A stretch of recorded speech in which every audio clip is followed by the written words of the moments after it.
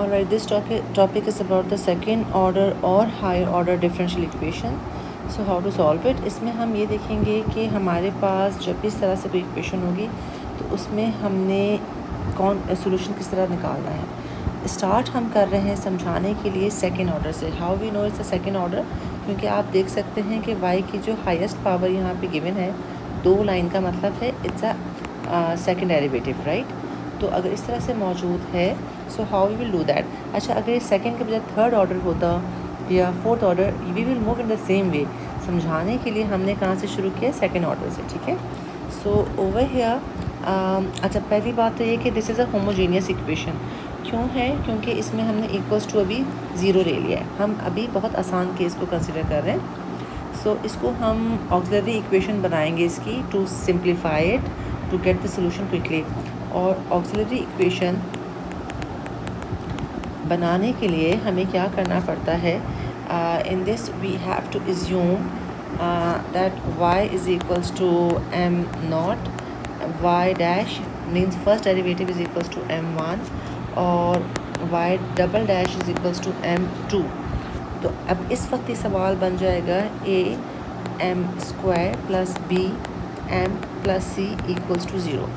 Now what I have done over here, मैंने इस वक्त सवाल में जो है इसको सिंपली मैंने एक क्वाड्रेटिक इक्वेशन बना ली है। तो हम जब भी क्वाड्रेटिक इक्वेशन सॉल्व करते हैं, पॉसिबिलिटीज़ क्या है, हमारे पास 3 आंसर्स हों, राइट।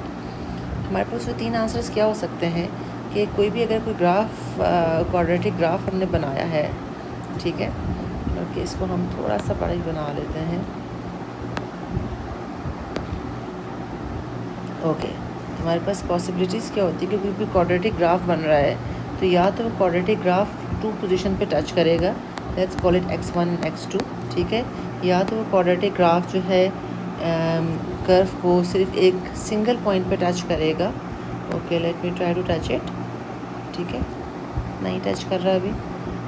हम इसको एज्यूम करते हैं कि वो ये टच कर रहा है, ठीक है, x1 और x2 जिसमें सेम होगा, या ग्राफ कर्व जो है वो ग्राफ को यानी कि एक्सिस को टच ही नहीं करेगा, इसके रूट्स नहीं बन पाएंगे, हमें रियल रूट्स नहीं मिल पाएंगे। This is the X axis, right, this is the Y axis. Okay, जहाँ हमारे पास 2 डिफरेंट आंसर्स आ रहे हैं, हम इसको कहते हैं it's a distinct real roots, ठीक है। और याद रखें डिस्टिंक्ट रियल रूट्स का जो हम आंसर लिखते हैं डिफरेंशियल इक्वेशन फॉर्म में, उसको उसकी हमारी फॉर्म क्या होती है, वो होती है, यानी इसके डिस्टिंक्ट रियल रूट्स का मतलब है कि इसका जो ये x1 और x2 डिफरेंट है। यहाँ हम x1 और x2 के बजाय हम कौन सा वेरिएबल यूज़ कर रहे हैं, m, तो हम इसको लेंगे m1 और m2 इसके डिफरेंट है, this is like my m axis. तो अब इस केस में हमारा ये क्या बन जाएगा, my root equation, my solution for the differential equation is going to be c1e m1x plus c2e m2x। अच्छा, c1 और c2 क्या है, they are the arbitrary constant. आपको c1 अच्छा नहीं लग रहा, आप इसे कोई और वेरिएबल यूज़ कर लें, लाइक a यूज़ कर लें, b यूज़ कर लें, कोई फ़र्क नहीं पड़ता, मैं कांस्टेंट बता रही हूँ, ठीक है। तो e आता है, it's always represent in the form of e, और यहाँ पे जो भी आपका रूट का आंसर आ रहा हो, फॉर एग्ज़ाम्पल आपको समझाने के लिए मैं बोल दूँ कि यहाँ पे मेरा आंसर आ रहा है -2 और यहाँ पर आंसर आ रहा है 3 आ रहा है, तो मैं इसको लिखूँगी -2x और यहाँ लिखूँगी 3x, ठीक है। दूसरी पॉसिबिलिटी क्या है कि हमारे पास जो रूट्स के आंसर्स आ रहे हैं वो रिपीटिंग रूट्स हो रहा है, ठीक है, रिपीटिंग रूट्स है। रिपीटिंग रूट्स का मतलब है कि जो पहला रूट्स का आंसर था वही दूसरे रूट का आंसर है, तो इस बार बेसिकली सेम आंसर, ठीक है। हम थोड़ी देर के समझ लेते हैं, वो आंसर यहाँ पे क्या आ रहा है, 7 आ रहा है, यानी m1 is equals to m2 is equals to 7 है। तो इस केस में जो आप ये सोल्यूशन लिखेंगे, सोल्यूशन सेट, वो आपका क्या बन जाएगा, वो c1 plus c2x into e की पावर 7x। मैंने अभी यहाँ पे रूट 7 लिया है। अच्छा, अगर ये मेरी कोई क्यूबिक इक्वेशन होती और मैं क्यूबिक इक्वेशन सॉल्व कर रही होती तो मेरे पास 3 सिमिलर रूट्स आते, तो उस केस में मैं क्या लिखती, c1 plus c2x plus c3x square, ये बढ़ता जाएगा, ठीक है, और e की पावर सपोज कर लो 7x। ये किस कब पॉसिबल होगा, जब मेरे पास 3 रूट्स हैं m1 equals to m2 equals to m3 और मैंने आपकी इस एग्जांपल में तीनों का आंसर क्या लिया हुआ है 7 लिया है, तो हम इस तरह से लिख लेंगे। ठीक है, इट्स ओनली पॉसिबल अगर मेरा कोई क्यूबिकल ग्राफ बन रहा होगा। ठीक है, मतलब वैसे तो अभी मैं हाइपोथेटिकली बता रही हूँ। क्यूबिकल में आपको अगर नज़र आएगा तो अलग अलग होंगे या फिर एक कोई अलग होगा और दो सेम हो जाएंगे। ठीक है, लेकिन हम एक हाइपोथेटिकल कंडीशन में भी ये बात कर रहे हैं। तीसरी कंडीशन क्या है कि हमारे पास इमेजिनरी रूट आ जाए, नॉट रियल वन। तो जो अनरियल रूट होता है उसमें हमारा क्या आंसर बन जाता है, जैसे ये वाला आपका कौन सा है, दैट इज़ अ इमेजिनरी। ठीक है ना, इमेजिनरी रूट्स जो होते हैं नॉट रियल वाले होते हैं, इसमें हमारा केस बनता है जैसे हम पहले रूट्स ले लेते हैं कोई भी हमारा, हम इसको जब सॉल्व करेंगे तो कोई ना कोई तो आपके कॉम्प्लेक्स फॉर्म में आंसर आएगा और वो आंसर मोस्टली आता है आपका अल्फ़ा प्लस आयोटा बी, और यही value alpha minus iota B से बताई जाती, same with the plus minus sign. So in that case it's going to be, जिसको हम रिप्रेजेंट करते हैं वो कैसे करेंगे हम, ई के ऊपर आपका अल्फ़ा एक्स, अल्फ़ा क्या है, रियल पार्ट है, और जो इमेजिनरी पार्ट है उसको हम जो है वो C1 cos of beta X plus C2 sine of beta X. यहाँ आपने प्लस ही लगाना होता है इरिस्पेक्टिव क्या, ये हमेशा आपका अनरियल जो होता है ना, जो भी आंसर होगा वो सेम ही आंसर होता है प्लस माइनस के साथ। तो अनरियल को हम यहाँ पे बताते हुए इसीलिए एक कॉस लगाते हैं, एक साइन लगाते हैं, ताकि हम इस तरह से दोनों वैल्यूज़ को कवर कर रहे होते हैं। ठीक है, so this is the way of writing the imaginary root, this is the way of writing the distinct. और ये आप लिखते हैं जब आपके पास रिपीटिंग रूट्स नहीं आ रहे हो, डिस्टिंक्ट और रिपीटिंग का। अब इसमें इम्पॉर्टेंट बात यह है कि whenever we are solving the higher order derivation, higher order differential equation, तो उसमें आपके पास बेसिकली दो आंसर्स होते हैं, एक कहलाता है YC और एक कहलाता है YP। याद रखें जब भी आपकी होमोजेनियस इक्वेशन होगी तो YC एग्जिस्ट करेगा, YP नहीं होगा। इसको हम कहते हैं कॉम्प्लीमेंट्री सोल्यूशन, कॉम्प्लीमेंट्री सोल्यूशन। इस वक्त जो आप फाइनल आंसर्स निकालेंगे वो सारे आपके कॉम्प्लीमेंट्री सोल्यूशंस होंगे। आप खाली C लिखें या YC लिखें, दैट मीन्स सेम। ठीक है, अब इसके हम एक दो एग्जाम्पल्स क्विकली कर लेते हैं and then so the whole thing is going to be clear to you. यहाँ पे ये इक्वेशन है जिसको हम लिख सकते हैं, चाहे मैं ऐसे लिखूँ इसको, चाहे मैं इसको जो है y double dash minus Y dash minus 30 करके लिखूँ, से same thing. In either case जब मैं इसकी ऑक्सिलरी इक्वेशन बनाऊंगी, और मैं कैसे बनाऊंगी वही लिखूंगी, let y double dash is equals to m square, और वही जो आपको मैंने पिछले पेज पे दिखाया था आप ये लिख लें, और उसके बाद इसको ऑक्सिलरी में कन्वर्ट कर दें। So that is going to be m square minus m minus 30 equals to 0। अब आप इसके फैक्टर्स बना लें, m square minus 30 equals to 0, इसके 5 और 6 फैक्टर्स बन जाएंगे, यहाँ माइनस प्लस आ जाएगा, m plus 5 minus 6 m plus 5 equals to 0, and then you will have at the end क्या आंसर आ जाएंगे आपके पास, m minus 5 और m 6। तो ये कौन से हो गए आपके पास, डिस्टिंक्ट रियल रूट्स हो गए। ठीक है, जब डिस्टिंक्ट रियल रूट्स होते हैं तो आपका फाइनल आंसर किस तरह लिखा जाएगा, C1 e की power minus 5x plus C2 e की power 6x। So that is your final answer for this, and that is known as the complementary solution। ठीक है, okay, let's check out another example। इसके देखते हैं क्या answer बन रहे हैं। इसमें मेरी ये ऑक्सिलरी इक्वेशन जो मेरी बनेगी that would be y square minus 10y plus 25 equals to 0। इसके आप फैक्टर्स निकालें, इसके फैक्टर्स हमें यहाँ नज़र आ रहे हैं, बिल्कुल नज़र ही आ रहे हैं, that is 5y। तो ये मेरा y कॉमन निकला, y माइनस 5 में y minus 5। So basically y minus 5 and y minus 5 equals to 0। So y equals to 5 and 5, right. तो अगेन हम इसका कैसे आंसर लिखेंगे, हम इसका कॉम्प्लीमेंट्री सोल्यूशन जो लिखेंगे, और याद रखें इसका कॉम्प्लीमेंट्री सोल्यूशन ही बेसिकली आपका मेन सोल्यूशन होगा, ठीक है, क्योंकि आपकी होमोजीनियस इक्वेशन है, homogeneous because equals to 0. So what it's going to be, that is c1 plus c2x bracket close and e की power 5x, right? So that is your final answer for this equation. And let's check the next one, case 3. इसमें जो है आपके पास ये क्या बन जाएगा, M square, मैं ऑक्सिलरी इक्वेशन बना रही हूँ इसकी, M square minus 4m plus 5 equals to 0. So इसके जो हैं रूट्स हमने निकाले. I am using the calculator to reduce the work, और इसकी मेरे पास आंसर आ गया है.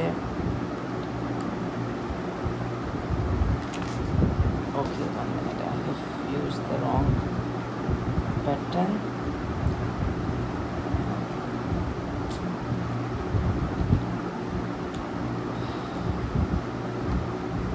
अच्छा जी, ये मेरा बन जाएगा 1 माइनस 4 and 5.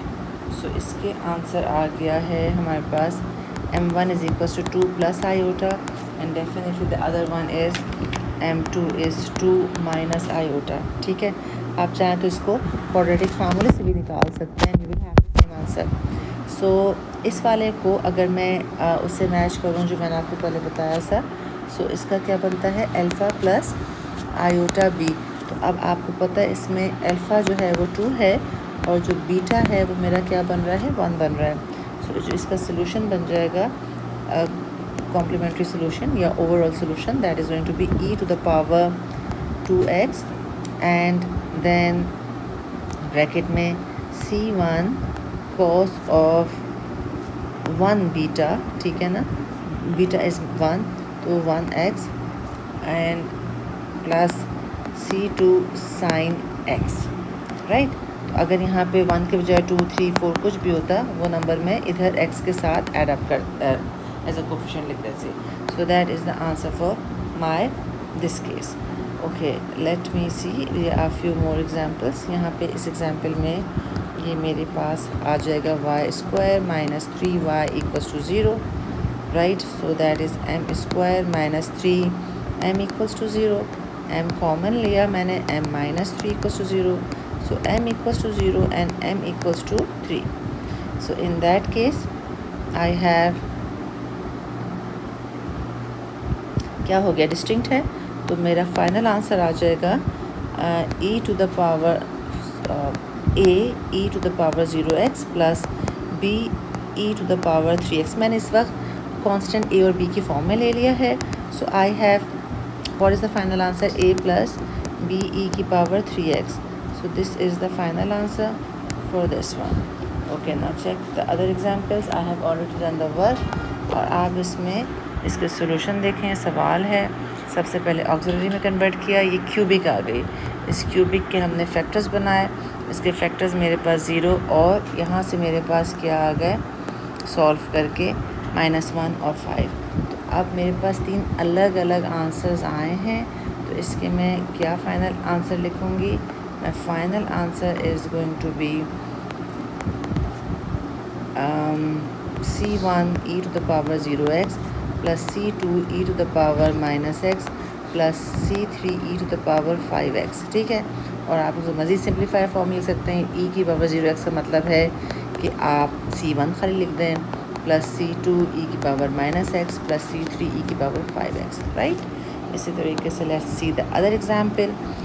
ये एक सवाल में आपने ऑक्सिलरी बनाया m स्क्वायर माइनस 10m, ठीक है. उसके बाद आपने इसके फैक्टर्स बनाए, फैक्टर्स बना के आपके पास ये आंसर आ गया m स्क्वायर है. इसमें इम्पॉर्टेंट बात क्या है, ये जो आपके साथ ये इनिशियल वैल्यू प्रॉब्लम आपको दी हुई है, वैल्यूज़, इससे हम क्या निकालेंगे, आर्बिट्रेरी कांस्टेंट. तो यहाँ पे मेरा जो वैल्यू बन गई वो क्या बन जाएगी, सोल्यूशन बन जाएगा y is equals to c1 plus c2x e की पावर 5x. अब मैं ये जो इनिशियल वैल्यू प्रॉब्लम्स इसको यूज़ करूँगी. पहला वाला कह रहा है, this one is saying that when x is 0 y is 1, and this is saying when x is 1 y is 0. तो मैं इसको 1 बाय 1 डालती हूँ. व्हेन x इज़ 0, 1, यानी कि मेरा बन जाएगा y 1 हो जाएगा, c1 प्लस C2 ये 0 बन जाएगा, e की पावर 5 0। तो क्या बन गया मेरे पास 1 is equals to C1 plus 0 and e की पावर 0 इज़ बेसिकली 1। तो मेरे पास C1 इज़ इक्वल्स टू 1 आ गया। ठीक है। अच्छा, इसी तरीके से मैं दूसरी वैल्यू डालूँगी। वो वैल्यू क्या है हमारे पास 1,0 है। तो 1,0 में मेरे पास y0 हो गया और C1 मेरे पास ऑलरेडी 1 है तो मैं 1 ही डाल रही हूँ यहाँ पे, प्लस C2 1 हो गया और e की पावर 5x। इसको सिंप्लीफाई मैंने किया C2 के लिए, तो C2 के लिए e की पावर 5x उस जाके 0 से डिवाइड होके 0 ही बन गया, 1 plus C2 and I will have C2 is equals to -1, right. तो दोनों मेरे पास C1 और C2 आ गए। तो जो मेरा फाइनल आंसर होगा that is going to be C1 is my 1 and C2 is my -1, तो इट्स -x एंड e की power 5x। So that is the final answer. Alright, okay. There is one more example, और इसमें फ़र्क सिर्फ ये आ रहा है कि आपको डिफरेंशियल की वैल्यू दी हुई है। तो हम यहाँ पे क्या करेंगे, सबसे पहले m² - 3m equals to 0, right. हमने यहाँ पे m कॉमन लिया and then I have a complementary solution because I have m is 0 and m is 3। So C1 e to the power 0x plus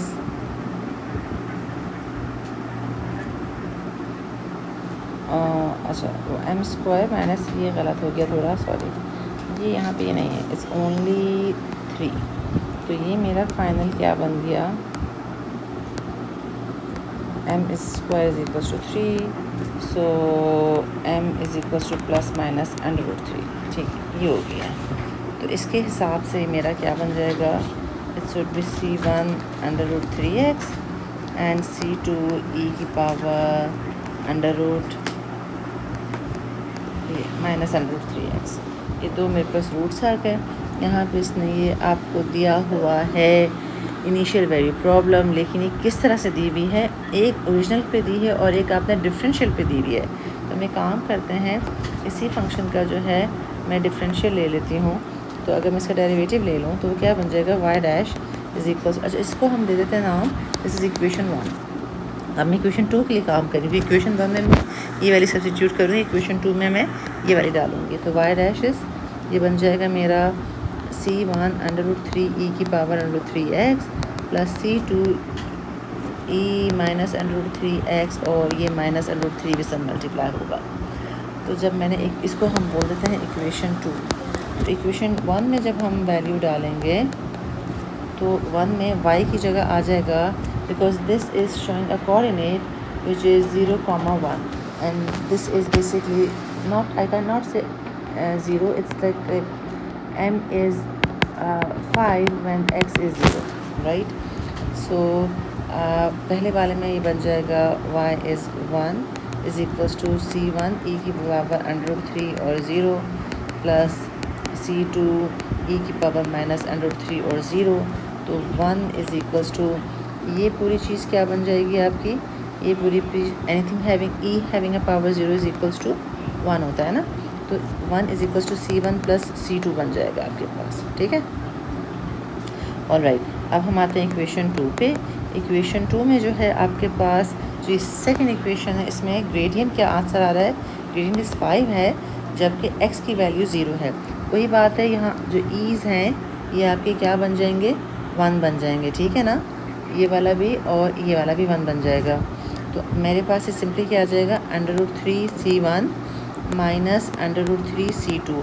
तो अब मैं इस वाली इक्वेशन को और इस वाली इक्वेशन को साइमल्टेनियसली सॉल्व कर लूँगी and I will get the answer for the C1 C2 in the form of √